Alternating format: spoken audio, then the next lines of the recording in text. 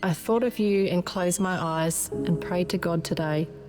I asked what makes a mother, and I know I heard him say, a mother has a baby, this we know is true, but God, can you be a mother when your baby's not with you?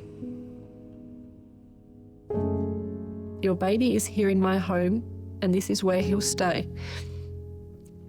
He'll wait for you with me until your lessons there are through, and on the day that you come home, he'll be at the gate waiting for you.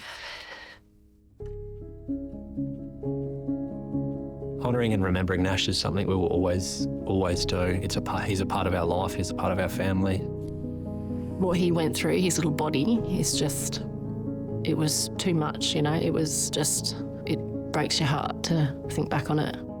I met Tegan and Jared soon after Nash was born. I was on call, I was a cardiologist on call.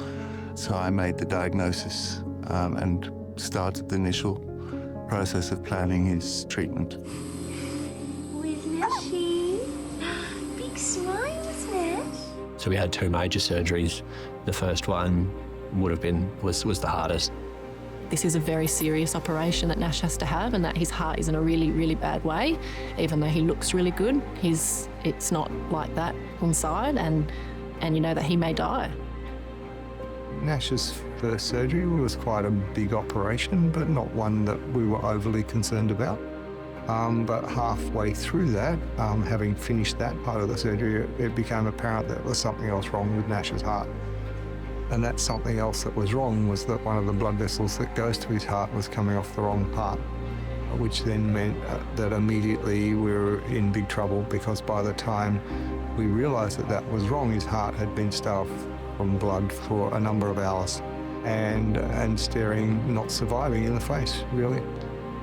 And I still remember when he came out that David said, if he makes it through the night, I'll be shocked. It's so out of your control, you've just got to wait and you've just got to sit and nothing. Nash was on bypass, I think, for over 10 hours. You are going in blind to it, you don't know what to expect, you're just going in there and you don't know anyone. So to have one person, and that was Hartkins for us at the start, to talk to and meet, where if we needed support, if we needed anything, we go, let's just go to them, let's ask them, that will point us in the right direction. He had his second open heart surgery at 3.5 months. And then when he came out of that that just didn't really go well, because after that they couldn't get him off the breathing support. It all went downhill and they had to do CPR on him. And I just remember them code bluing it and all these people rushing in and, sorry. He's just so little. And it was then I think I had my first realisation of I just almost I wished he went so that he didn't have to go through it anymore. And we knew that operation was always going to be difficult because of his heart and because of how long it took us to get that heart working properly enough for him to go home. This is it, his heart is in complete heart failure now, and there's nothing more we can give him, no more medicines, and we just had to lie with him and, tell him it was okay to let go. The most amazing thing and the saddest thing for me about the Nash story is I watched the whole of his life. The good bits and the shitty bits. And for that, I'm both grateful and sad. I remember well the sad times, and I'm sorry we put you through them in an attempt to make you better. Incredibly difficult day for all of us. It was, We got to hold him without anything, and then I remember Dave and Steve came in, and I remember David just I'm so sorry, and Steve sat with us. It was just kind of everyone was just there together with him, and then all the nurses came in individually, and he was an absolute fighter, absolute toughie, as tough as nails, and he really crept into all of our hearts. Yeah, completely different.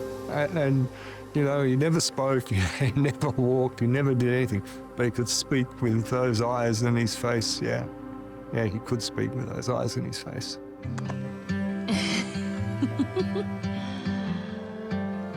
We just lived at the hospital for like 5 months, and then all of a sudden it was just like we had no reason to be there anymore. So it was like we just left, and it was the weirdest feeling. We don't know where to go from here. We don't know what to do. We've just lost our son. How do we move forward from this?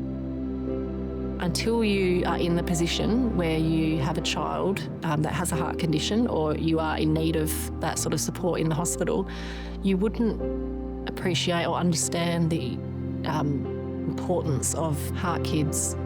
Heart kids are a major part of the cardiology and cardiothoracic family, and are a vital part of what we do to care for children with congenital heart disease. The essence of Heart Kids, right? It's parents who have been through it, helping other parents who are going through it, hoping that they will help other parents go through it. It's an amazing organisation. That just sort of came into our life, and now they're like family. Yeah. They're there. They're there for you. They're there for your families. Anything you need, they're going to be there for you. You would never wish this situation on anyone, but what has come from this experience is a lifelong relationship with an amazing organisation that is helping us keep Nash's memory alive.